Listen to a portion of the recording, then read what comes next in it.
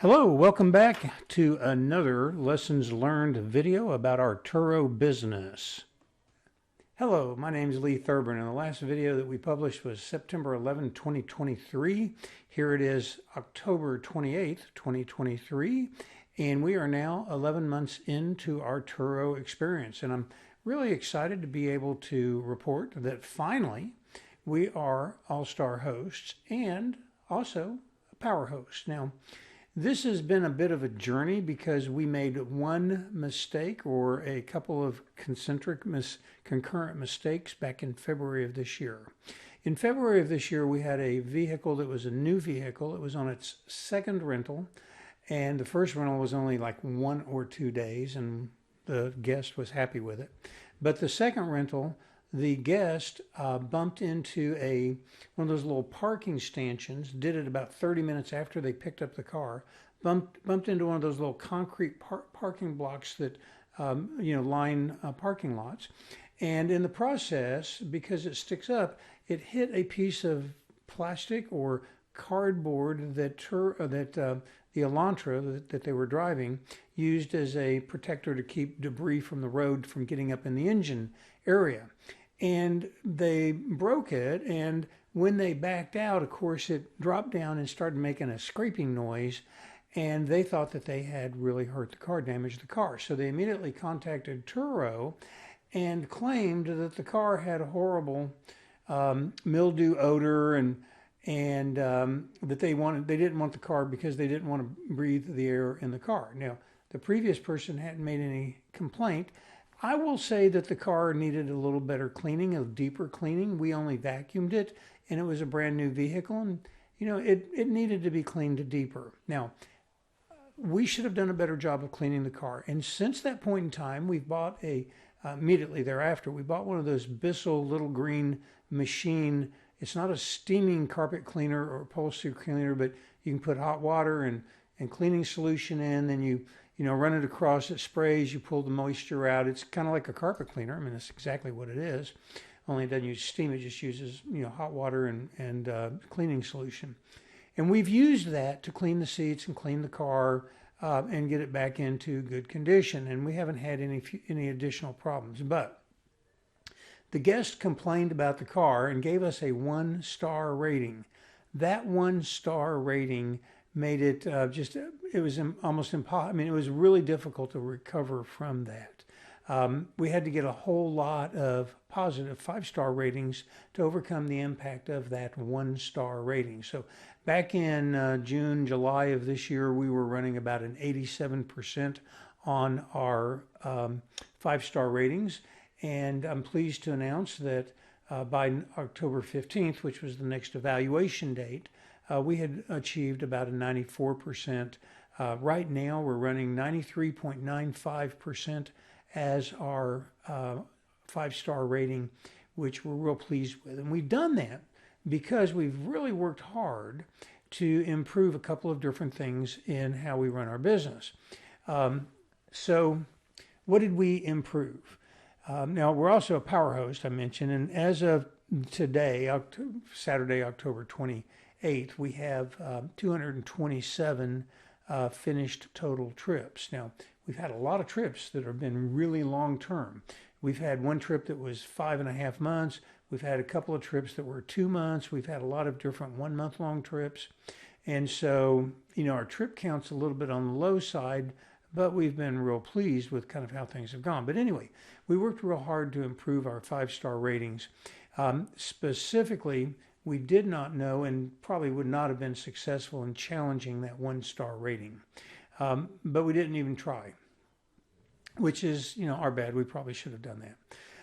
We did get rid of a vehicle, a 2013 Mitsubishi Mirage, which was a vehicle that, while we hadn't received any bad ratings, it had been through a wreck. We had rebuilt the suspension, and it was one of our damaged cars. We built the suspension, but it got to the point where I just wasn't comfortable renting it out. So we got rid of it. That prevented poor ratings from that vehicle. We improved our communication process significantly, and we improved our maintenance process, specifically as it relates to the low tire pressure indicators. Now, a lot of cars have problems with those, in particular, the Hyundai products, we're buying cars that are 8, 9, 10, 12 years old. And by about the 8, 9, 10, 12 years range, the tire pressure sensors start going bad, either because of battery dies or the sensor just goes bad. Doesn't really matter. Now, cars of that age, you don't necessarily know which sensor's gone bad. When it goes bad, it just says, hey, you've got a tire problem. And so the challenge that we confronted is you have to replace all 4 sensors, and they're about $60 a piece. So that's $240 per car, and we have 6 Hyundais. And so, we really kind of held off on replacing those, but we went ahead and bit the bullet, or, went ahead and just did it during the summer. And that's really improved our customer satisfaction. And we still have some issues with that. But bottom line is we've replaced a lot of tires and tire pressure sensors. And we've also begun challenging poor ratings when we get them from guests. And there's a real high correlation between poor ratings and guest misbehavior. We've had guests that completely trash cars, they smoke in cars. We have to charge them extra fees for cleaning and for smoking. And we also have an issue with guests that drive cars too fast. We've got a couple of cars that we generally try to buy cars that are not overpowered because we don't want the guests to be tempted to drive the cars real fast. But we have a Tiguan that it'll probably do 130 or so miles an hour. And we've had guests take it well over 100 miles an hour. One took it to 115, 16 miles an hour, and that's just not acceptable.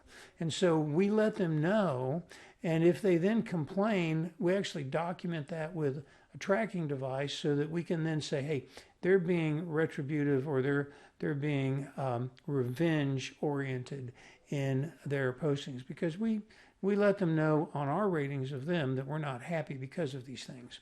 But anyway, we've worked real hard. We've challenged the bad ratings, and our ratings have come up. And as a result, we've gotten the higher, the higher status All-Star and Power Host. Now, in terms of communications, there's a couple of things we've really done. Now, Turo, about April or May of this year, they launched a communications tool, an automated messaging tool. And so we have a whole series of messages that we've kind of evolved over time.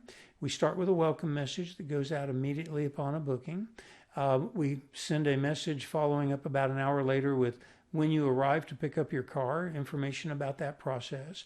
Then we send them another message that says, here's a backup phone number. If the primary phone number you called doesn't work, it's a backup. So the primary is mine, the backup's my wife. She can give me a call if I'm driving and get through, and I can call the guest back.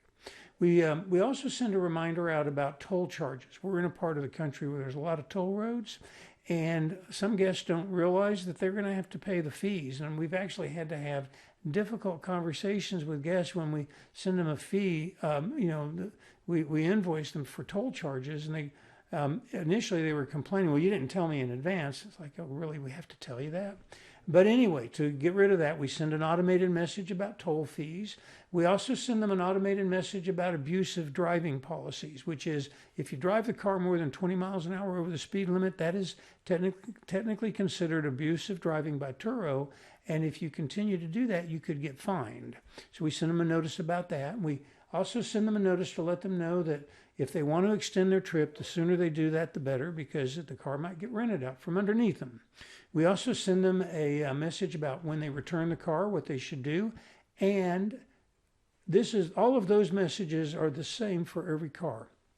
But we do send them a lockbox code reminder so that, and these are unique to the specific car that they are driving. And of course, every car has a different lockbox code. So they get a lockbox code reminder to let them know that how to lock the box and lock the key in the box. And then, of course, we thank them at the end of the trip for being a guest and ask them to give us a positive rating.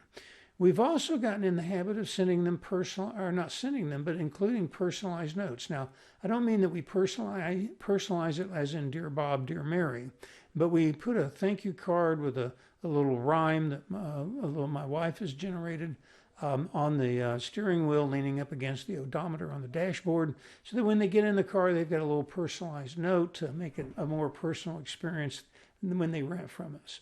And, you know, these have actually helped us get more repeat customers.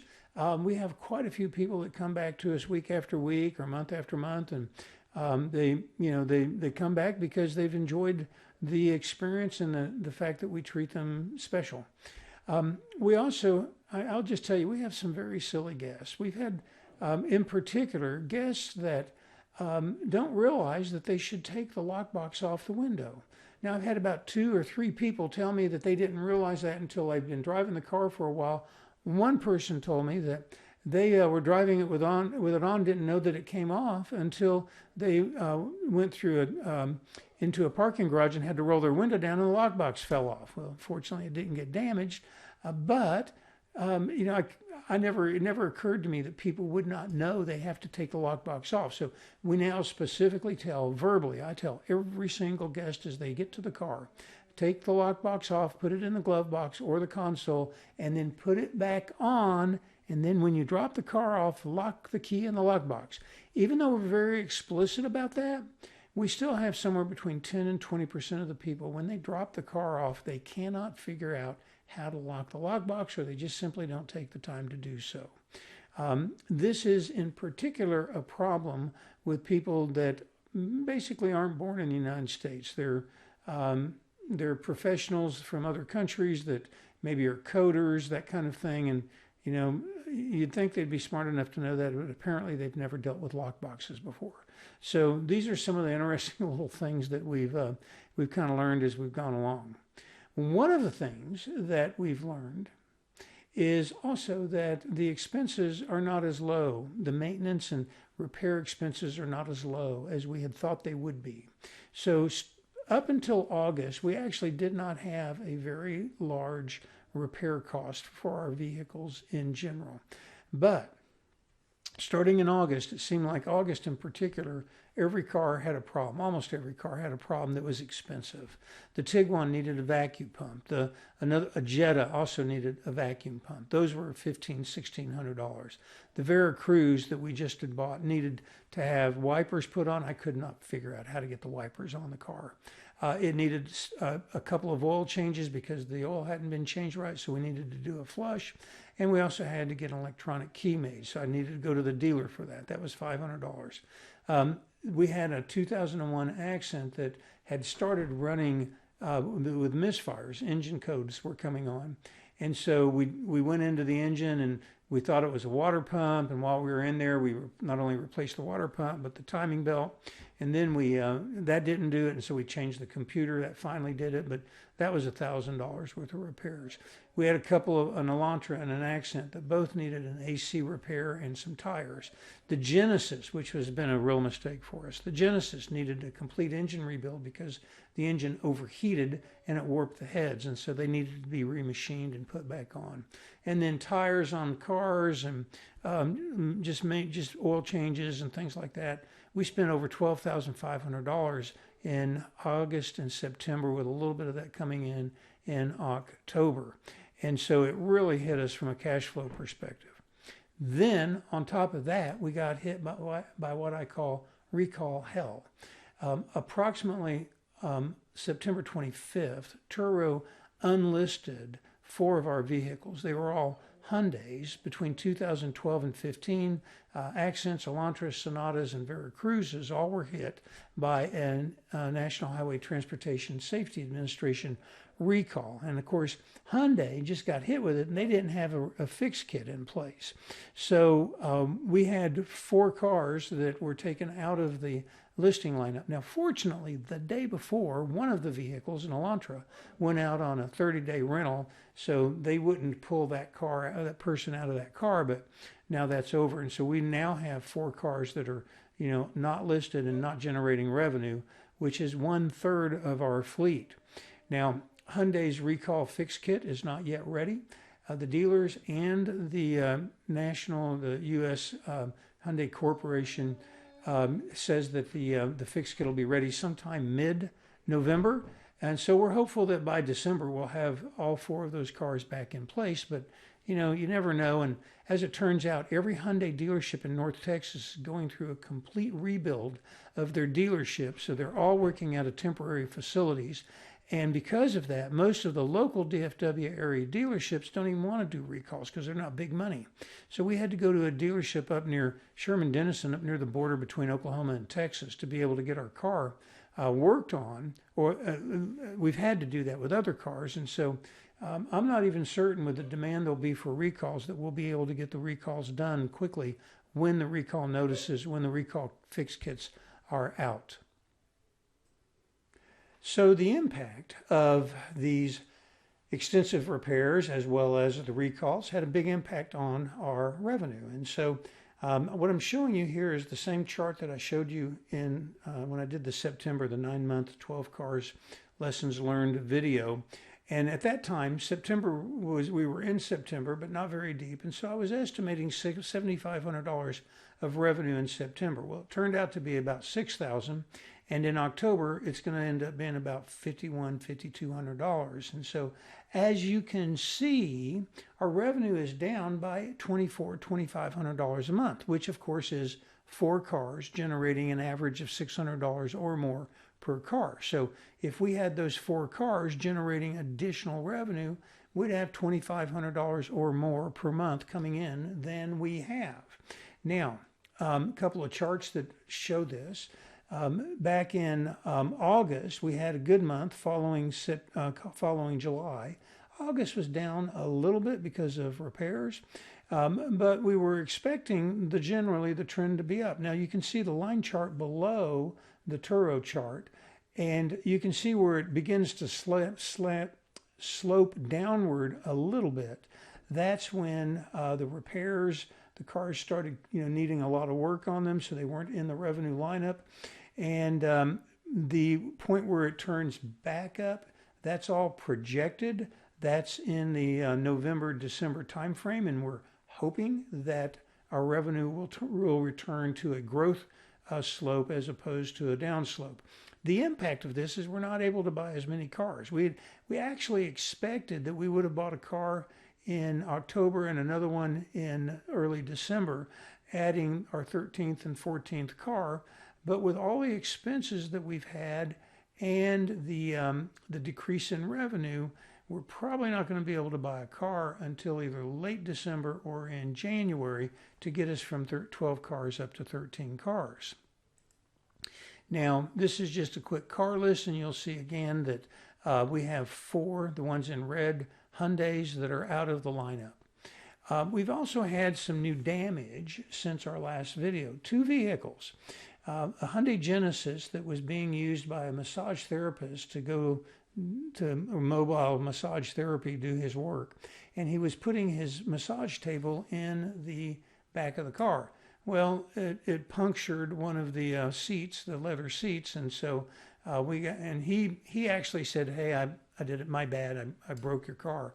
Well, Turo gave us $1,800 approximately to get that seat repaired. And our estimate that we know a guy that does upholstery work. He can just sew in a piece that is probably going to cost us $500, I'm estimating. So that'll end up being a positive cash flow event for us.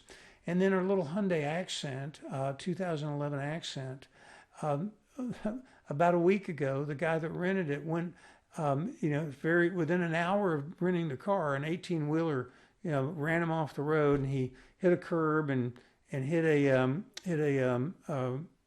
guardrail. And then he kept driving the car. Now, I did report it to the police, and he got a police report, and he let me know.